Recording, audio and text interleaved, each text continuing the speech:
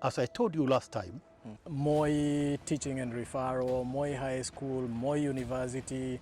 What was that all about? in Kenya, everything appears to be chaotic in most cases here. Uhuru, I don't know, was it out of ignorance or did not get good advice? Cleanliness, order, obeying the law. You want to know whether you're a Luo so that you do not talk ill of Raila Odinga. Okay. Don't appoint days to plant trees. Tell people to plant every time. Right. Yeah.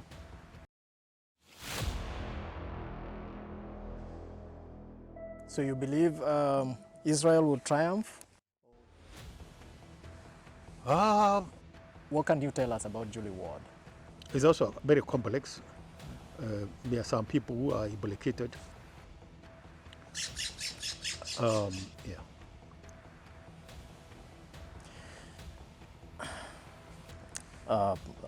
The foreign minister, Dr. Robert Ouko. Yes. What happened to him? People have been curious. People would like to know. What do you know and what can you tell us? He was not a good politician. He was not a strong politician. But he was a brilliant technocrat. Okay. And especially in matters of foreign affairs. We are in Oregon, USA with Lin Jiro, the legendary, and we are talking about his time serving the two presidents, and this time we are more focused on his time serving the late President Daniel Arap Moi.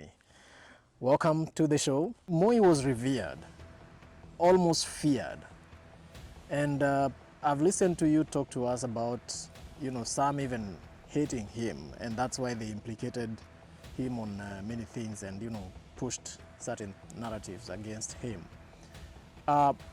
Growing up, we used to hear that walls have ears, like Moi has ears in our walls. How was Moi receiving his intelligence? Because he would come to some villages and even call out, the name of a villager that nobody thought he would be talking about.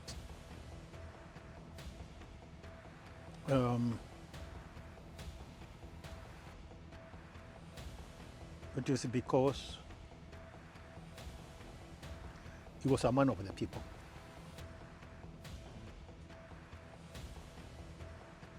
He had a very strong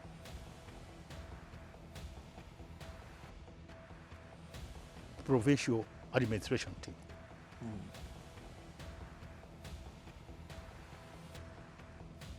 The difference between Moi and Kibaki, for example, I found out that somebody like Kibaki did not know the name of the DC, let's say in Tharaka Nithi. Right. It was difficult for him to know the name of the DC in Kilifi or in Siaya. In his office, Moi had Kenyan map. Okay. And he had pieces of paper. Every district, he had a pin and the name of the DC. Okay. So when he took his telephone, he would just look at the map and you know the name of the DC. Bobe Shira, Moi hapa. Wewe unafanya kazi ya wananchi vizuri. Now that way he knew the name of every DC. He was in constant communication and touch with them. And he knew the names of every KANU chairman in every district. Okay. He knew the names of every district chairman of maendeleo ya wanawake. Right. He even knew the KANU youth wingers, their names. Yes.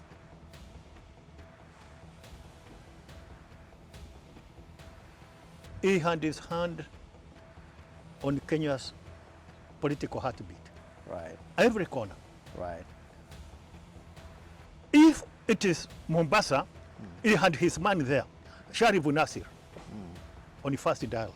Right. In Malindi, he had people like Abubakar Madhubuti, his people.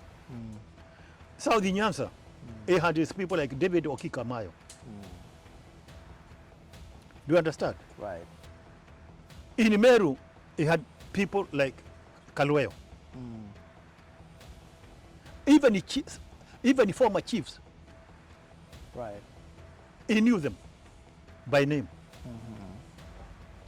So he had information, not only from the Directorate of Intelligence. You know, Directorate of Intelligence, they would give him what is sifted, the juice, but you would get raw information Okay. from everywhere. All right. Yes, he was hands-on. Right. Every morning, he had to ask the DC everywhere whether it was raining because of the food security. Okay. Yes. By 9 a.m., he has got information about every subject Okay. from every corner. Right. Not only members of Kano, even businessmen. In Kakamega, you would call somebody like Ambwere, a businessman there. Right. How would you describe Moi in terms of his character? I hear, you know, people would visit State House and they would leave with briefcases full of money. Well, was he a generous person? How would you describe not Moi? briefcases full of money. He was an African statesman. Okay. And, you know, Moi's father died when he was young. And also the mother. And he used to travel from Sacho to go to school in Kabaratojo, quite a long distance. Right. And from Sacho to Kapsabet. So he experienced the hunger, deprivation.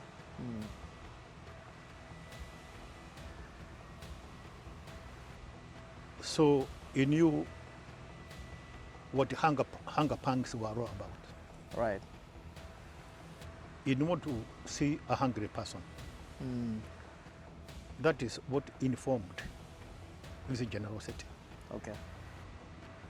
Now people exaggerate, not briefcases full of money. You Okay. don't have such kind of money. But of course, if you come there, he'll give you 50,000 shillings. Because he knew you would even take some to your family. Yes. First of all, he would make you eat. And then he would ask you about your family, Right. whether you are with some in school. And then, based on the conversation, he would assess your needs Right. and would help you. Do you have any regrets working with Moi? No, None, absolutely none? no regrets whatever. Not, even if I have a regret, well, not a regret as such.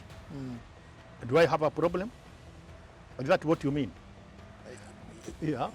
The problem was some of the people were tribal. Okay. There was a lot of tribalism. In there. People hated me. Okay. Some of them. Yeah. Because they say, this is a Mwembu fellow. Why is he coming here to milk our cow? Okay. Yeah. Okay. Yeah. But then you see again, even the Kalenjin were not united. The Tugen hated the Nandi. You see, for example, when Moi became president,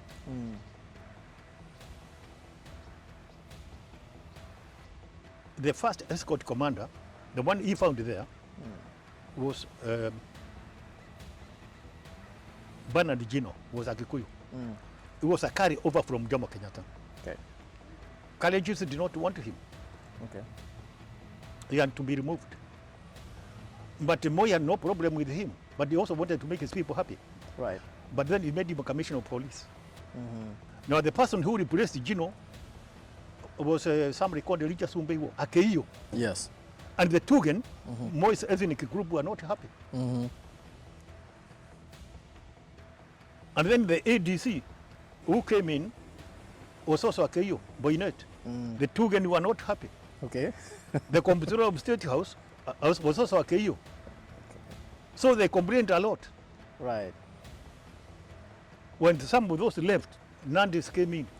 They were not happy. Right. They were not even happy with the Kipsigis. Now, we started now recruiting within the establishment. Right. From the Tugen group.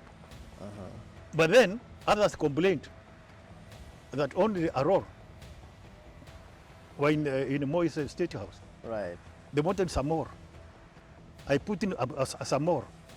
And then they said there was no lembus. You see? I've never even heard the names that you're talking about. Yes. So it goes all the way down. All the way down. Oh. Yeah. Okay. Yeah. Right. It's like now when you put an imenti, Azaraka will complain. Yeah.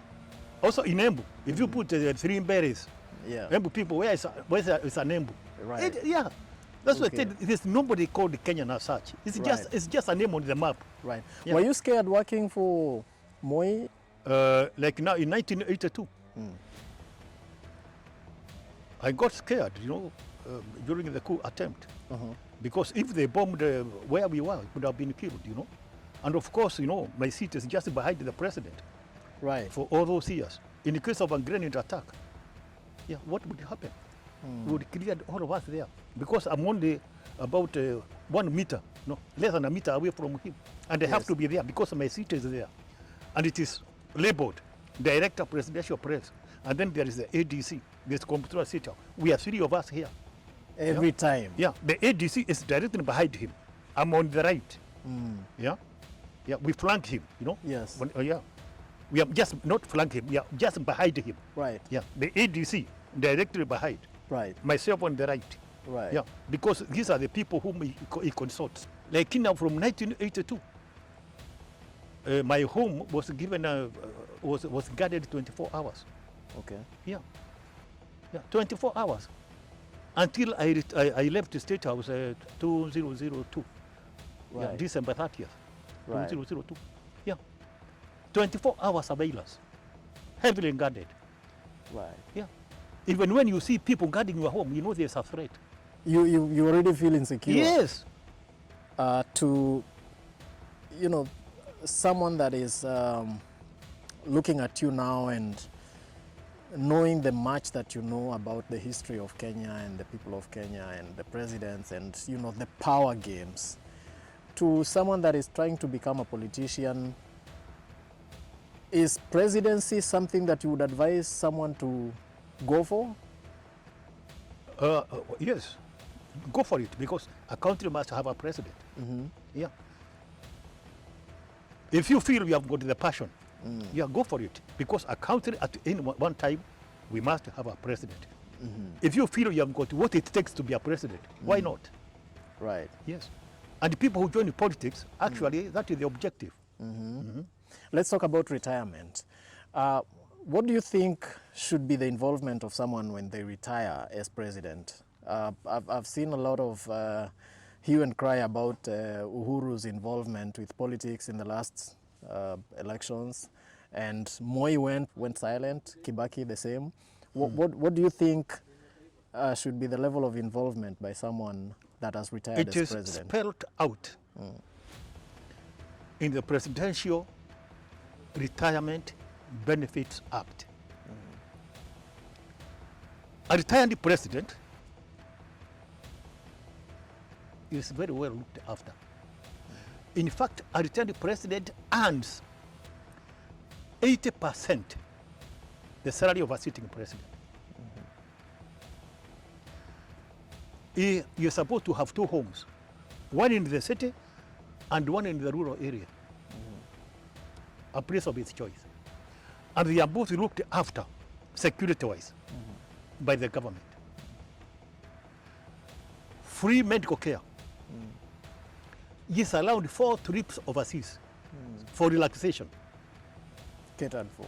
Catered for, fully, together with the security, 4 times a year. But every trip not exceeding 14 days. Unlimited local travel to enjoy himself, wherever he wants to go. Okay. But do not engage in active politics. Right. In fact, he is supposed to assist the sitting president when asked to. So what do you think about this Uhuru story with He's making a mistake. And remember, don't play with a sitting president. During national days, you see a drive past of military tanks Yes. and a fly past of Air Force jets. Yes.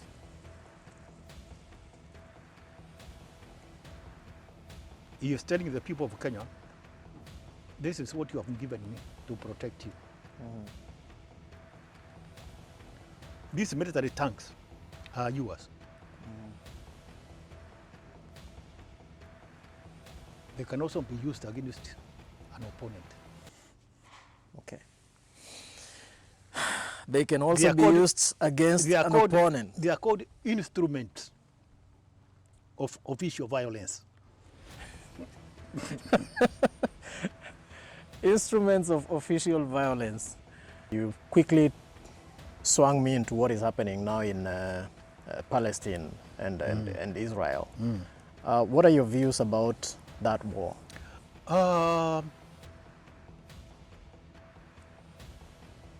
Israel and Palestine is a very, very complex situation. First of all, there are a few issues here.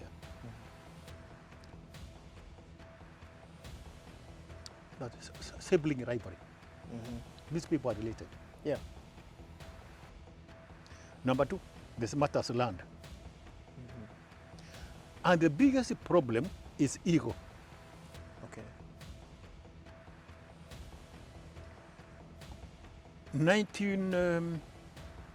1981. Anwar el-Sadat, the president of Egypt, Egypt. Yeah. was assassinated by his own people because of trying to negotiate for peace with Israel. You know the Camp David Accord? Right. He was shot in a very gruesome manner because I was watching from Melbourne in Australia in a hotel called Victoria. I was watching the assassination. It was bad. Just because he wanted to reach out to the Israeli people. Okay. Those are Arab. The Arab community. They are Right. against reconciliation. Right. The Israeli people, majority are also against reconciliation. Okay. 1995, Yitzhak Rabin, Yeah. the prime minister, Yeah. was also assassinated Because he was trying to. because he was trying the Oslo Accord. Yes. So it's a very, very complex issue. Is there an end to it? Do you see an end? I don't see an inside? end to it. And because it is biblical. It is biblical. So you believe Israel will triumph, or what's I don't know. I don't want to take sides. biblical? But what I know is that Jews, they have unmatched solidarity Right. worldwide. Right. Unmatched solidarity. Because I saw something which was unique about that solidarity. In 1997, Right. there were American tourists climbing Mount Kenya. Among that group of tourists, there was a 17-year-old girl called Jessica Lidquist.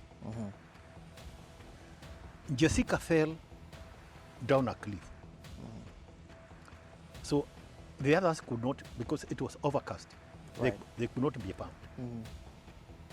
After 3 days, the girl was still not found. 3 days. Mm. At about 7:30 in the evening, Mm. President Moi telephoned me. Mm. He told me, I want you to get the Army, the Air Force, the Kenya Wildlife Service, to make a concerted effort and get, there's an American girl who is somewhere in Mount Kenya forest. She's sleeping, down at the leaf. I have already been telephoned by the Secretary of State, Mandarin Albright, Right.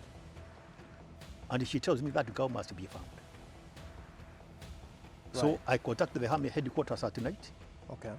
the Air Force, and then after every 20 minutes, I put out an announcement exhorting the Army to do whatever they could and Right. use every minute of daylight. Right. By 10 a.m., the girl was found, Okay. taken to Nairobi Hospital, and Moi personally went to see her. Okay.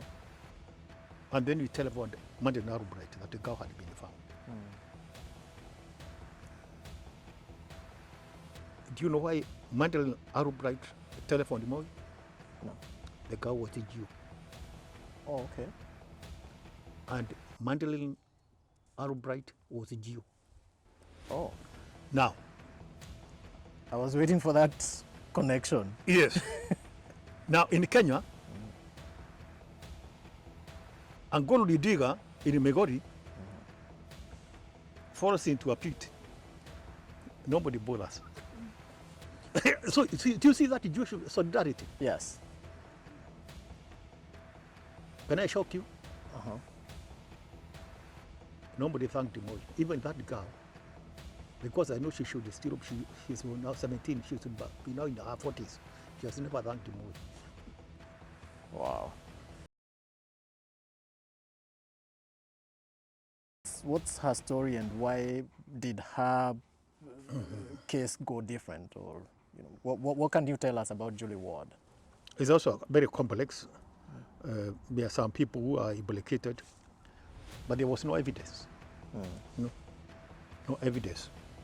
Yeah, because Moi took the flak for many things. Even he was not involved. Whatever Moi tried to do, yeah, because the press was being controlled by a certain community. Okay. Yeah, they were fighting Moi from every quarter. Yeah, whatever he tried to do, yeah, it was trashed. Yeah. However, good intention there. Yeah.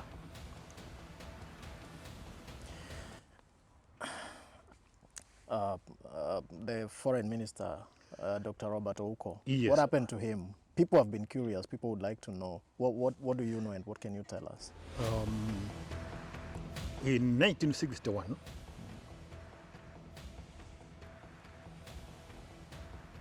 Daniel Arap Moi was the Parliament Secretary for Education, Right. Assistant Minister today.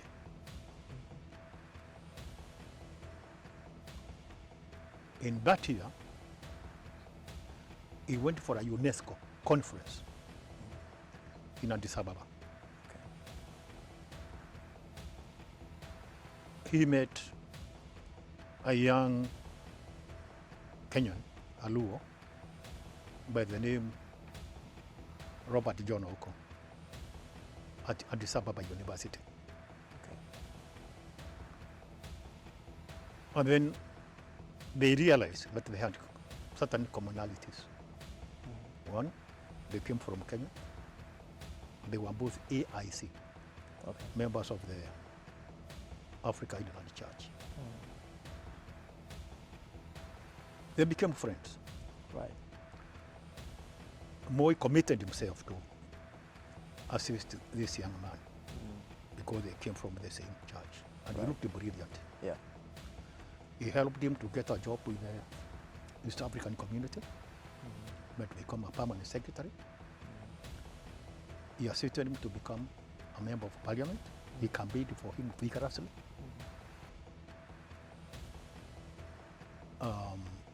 Even around 1988, he was not a good politician. He was not a strong politician, but he was a brilliant technocrat, Okay. and especially in matters of foreign affairs. And in the Kenyan establishment, there were, I think, 3 people. Robert Ouko,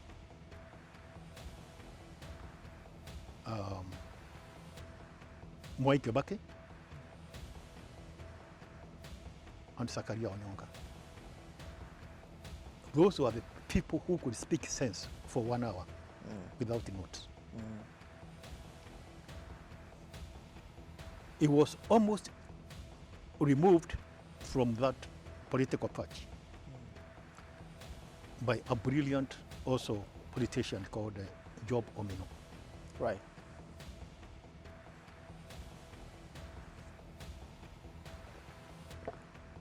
Moi, we went personally to campaign for Ouko, even in his home in Kanjulu.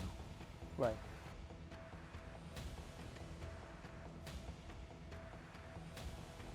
How and why could Moi, or would Moi, kill Ouko?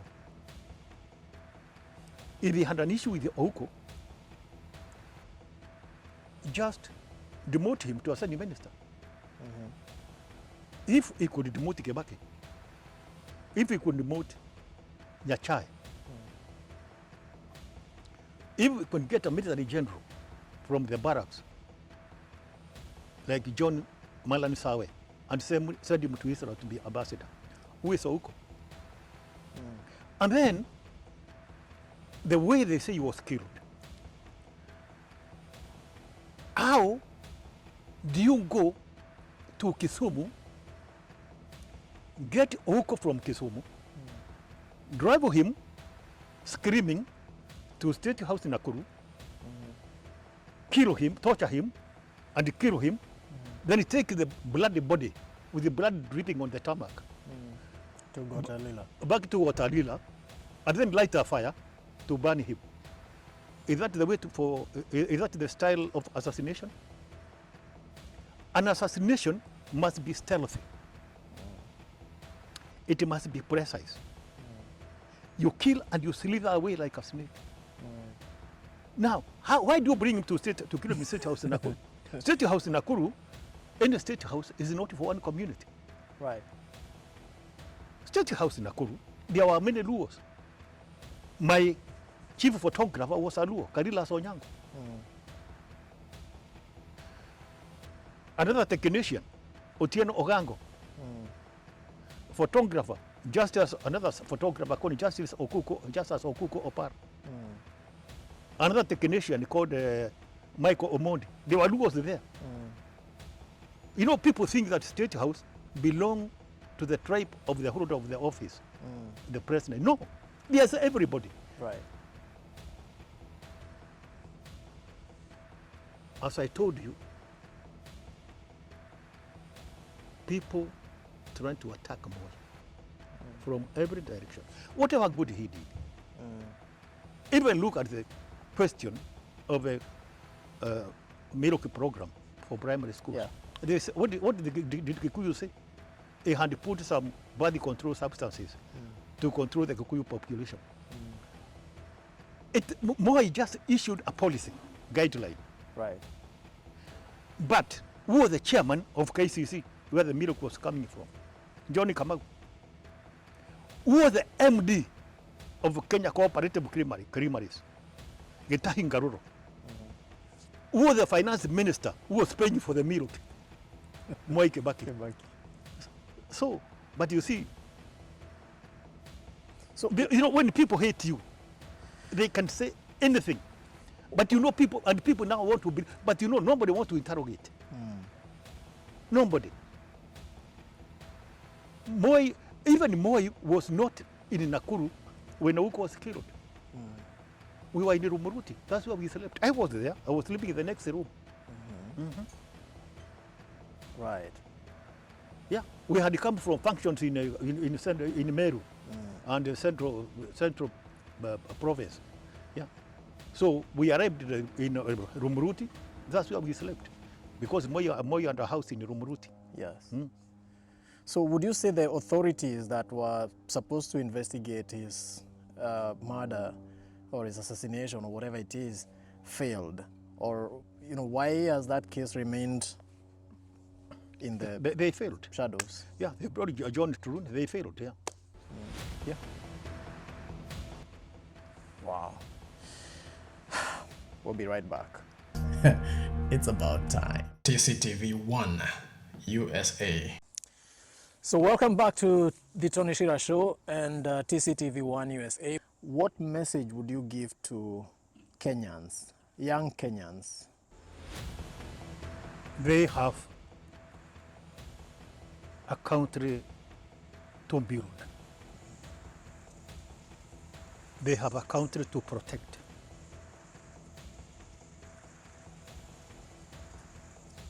To build in such a way that it serves their interests, the interests of their children, and the future generations. As my friend Professor Lumumba always tells them, why does a pregnant woman in Kenya want to go and give birth in America? To go and give birth in the United Kingdom or in Australia? They want that child to be the citizen of those countries. What is the distance between England and Australia? People went there to build those countries. Right. Amerigo Vespucci, Ferdinand Magellan, Captain Cook, Christopher Columbus, they went out to build foreign lands. Right. We may have been failed by politicians. It is not too late. Right. Forget about accumulation in a way that is primitive. Primitive accumulation. Change your aspirations. Right. Make them pragmatic, Okay. people sensitive, not useless greed. That is my message to them. Let us sit and rethink what we need for our country. Right. And it is easy, because we can learn from, we send children to America to come and do their, and get their degrees here, to Cambridge, to Oxford, to Melbourne University, all over the world. What did we bring home? It is as if we go out there, we come and forget and fall back into the same bad ways. They say it's the system. Like, you get back and the politics do not appreciate what you bring home. They don't make policies that make those changes that you want Yes. to suggest. People get what they deserve. You are the people who elect those leaders. Yes. So let me ask you, I've heard that, you know, like if you like, for example, live in Nairobi and you come from Mbere, when you go back to Mbere and you tell them this is how I would suggest that we do things, they tell you don't understand the ways of these people, Yes. the ways of this area. Yes. You go back to the city. Yes. What do you say about that? Could that be what is affecting what all these great ideas that people get from all over the world? Oh, yes. Like now, whatever I say here, if I go and tell my Embu people, tell them, don't bring that nonsense here. Attitude should change. Right. And unless they change their attitude, their ways of life, unless they become visionary, Right. we are doomed. And it is difficult. We are doomed.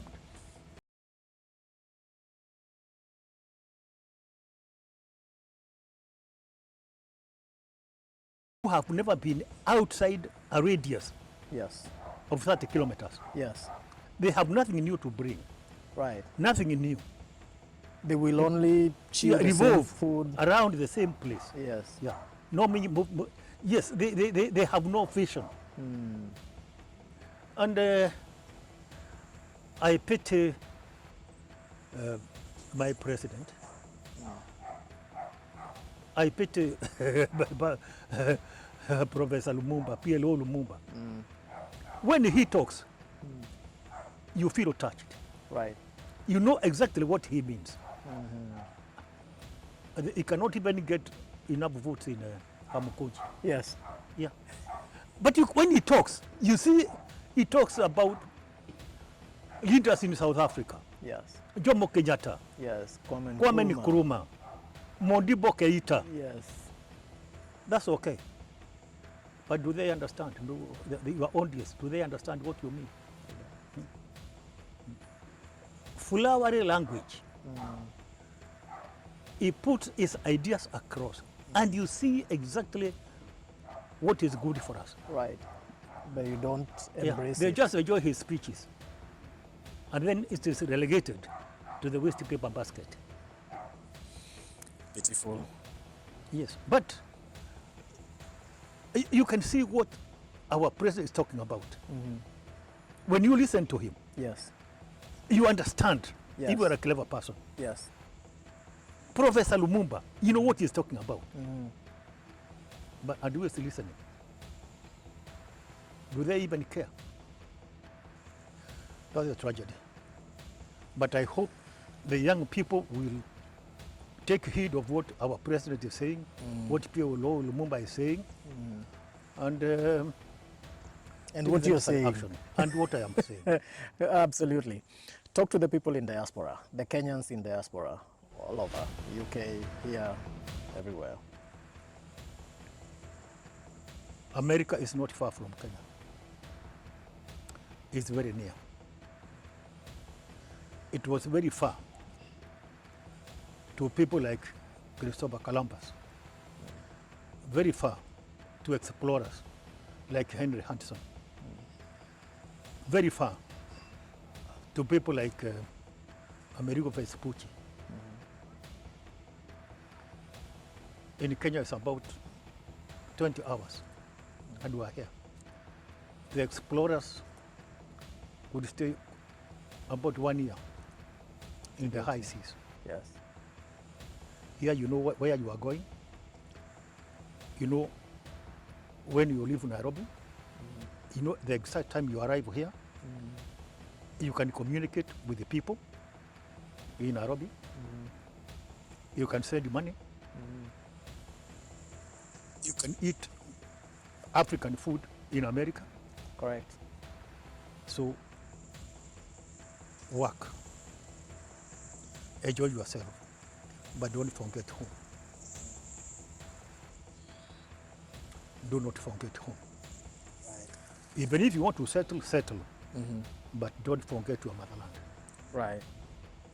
You've worked in very powerful positions as the president's press person. I'm the people's press person, very young at what I'm doing. What advice would you give me? Yes, as a press officer, as a communicator, make sure your journalism is positive.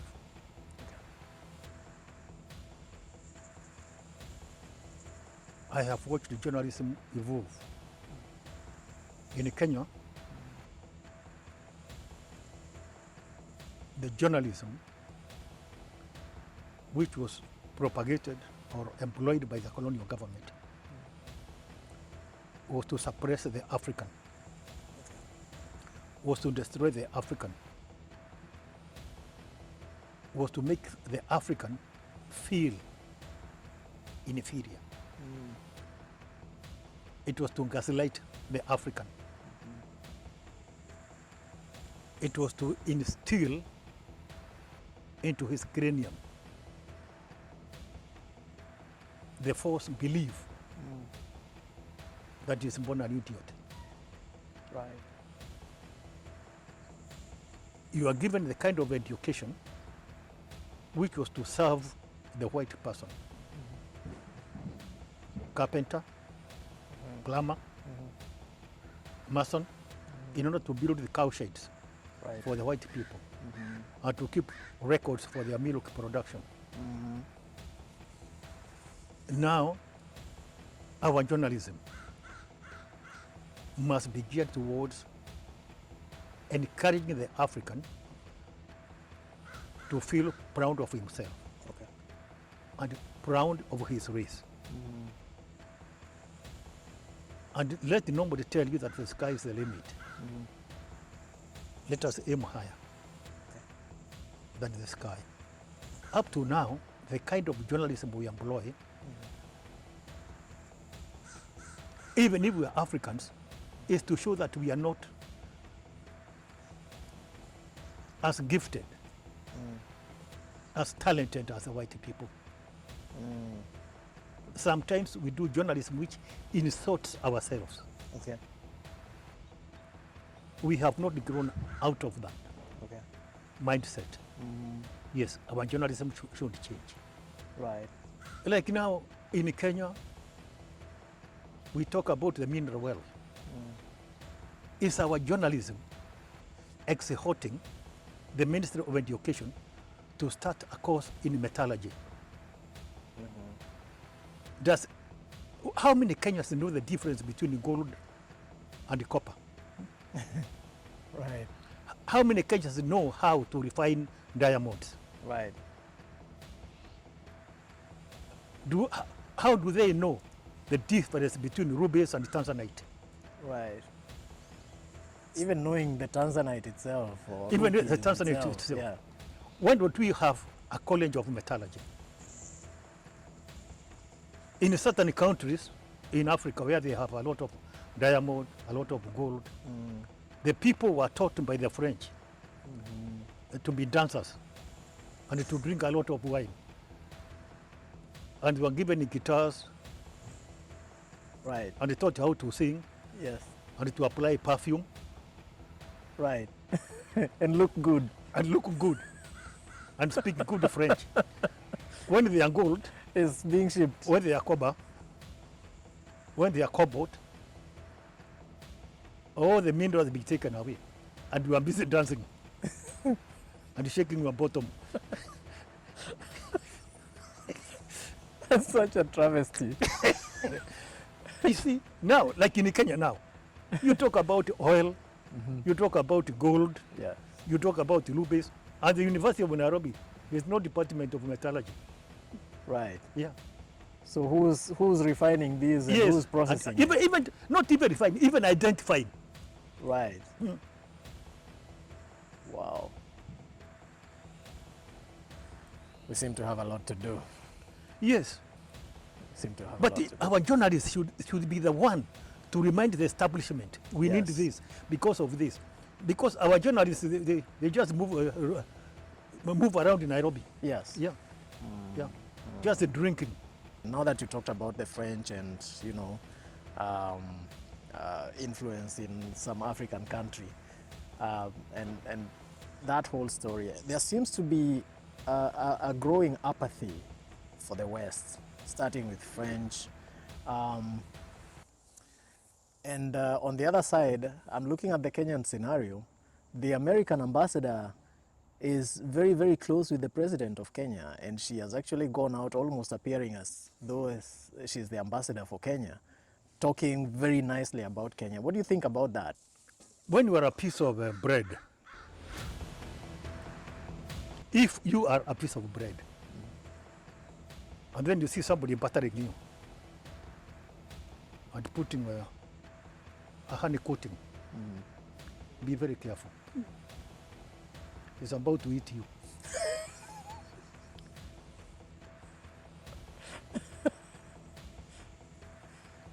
Have you ever heard of a term, softening the target? Softening the target. Yes. Yeah, so that you can deliver a killer blow. Okay. Be very careful. Right. Think twice. When you see somebody throwing maize to chicken, yeah, you do not want to run after it. You want it to come near. Yes. Okay? Be very careful with the West.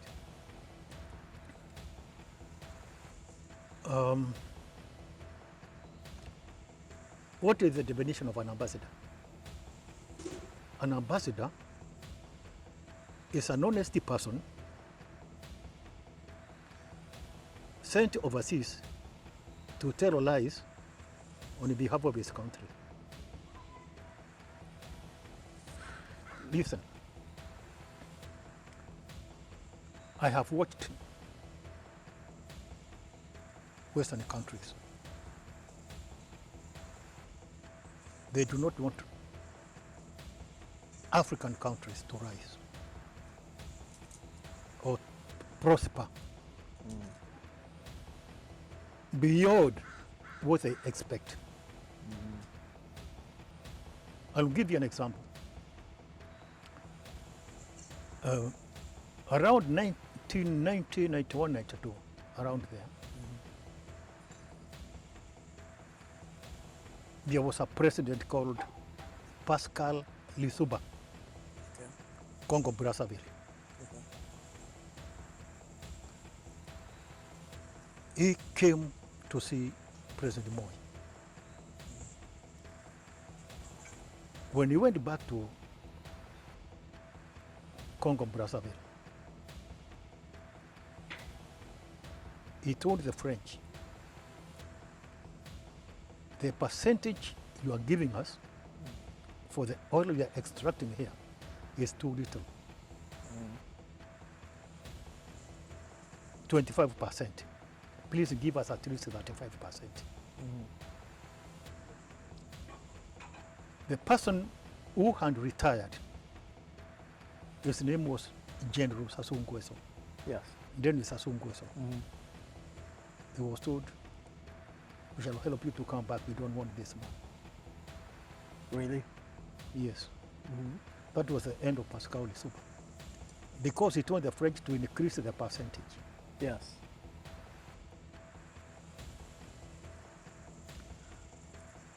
When the Burkina Faso president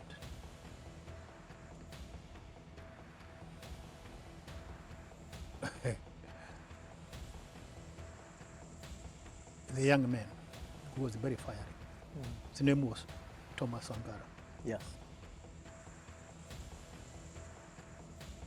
called his people, called his country Burkina Faso. His earlier name was Abba Volta, Okay. because a country of honest and proud people. And he said he did not want his people to be enslaved in the cocoa plantations in Ivory Coast and Yeah. wherever. Yeah. So you don't want a clever president. He was replaced by Blaise Compaoré, Right. whom they later got rid of. Right. As I told you in an earlier interview, they want you to fly at an altitude that is comfortable to them. Right. Wow. Because if you become too clever, they will starve. Right. So when you see an ambassador coming too close, consider yourself to be a slice of bread That's being buttered. being buttered.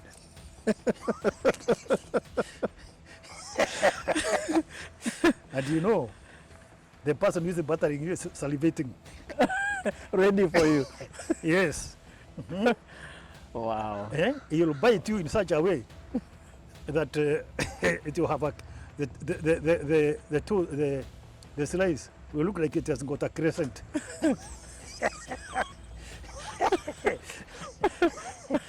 That's, that's a big bite. Right. In parting shot, Eh,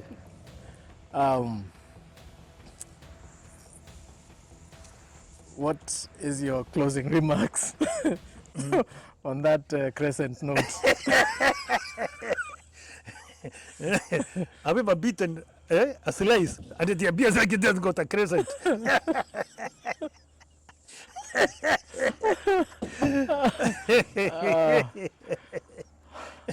That doesn't make me very happy, but it's funny.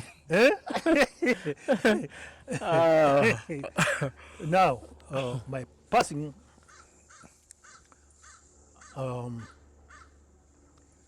remark is that I want to thank you Yeah. for receiving me in Seattle, for coming to see me in Oregon. I appreciate the pleasure is all And I mine. also want to thank people, the Kenyans in the diaspora. I found very good people, and they looked after me very well in Spokane. Oh yeah. Very good people in Phoenix, Oregon. Very good people in Seattle. I even went for a college in the night, Right. bash. Yes. I met Kenyans, big restaurant, I ate nyama choma, mutura. I went to Eugene City. Wherever I go, I'm happy because I'm recognizable. Yes. Wherever I go, people say, we know you, we Right. know you. Yes. I have covered 6 states. Driving, flying. I've sailed on Colorado River. And wherever I go, I meet Kenyans. Right. Working Yes. in hotels, caregiving, cruise ships, Yes. truck drivers, every sector. I have seen Kenyans representing our country. Right. I thank them, and may God continue to bless you all. And I thank you, I thank you very much. Asante sana. Thank you so very much. So that's it, ladies and gentlemen, viewers from all over the globe. From Seattle, we came to Oregon to catch up with him. This is Tony Shira. See you on the next one. Remember to subscribe,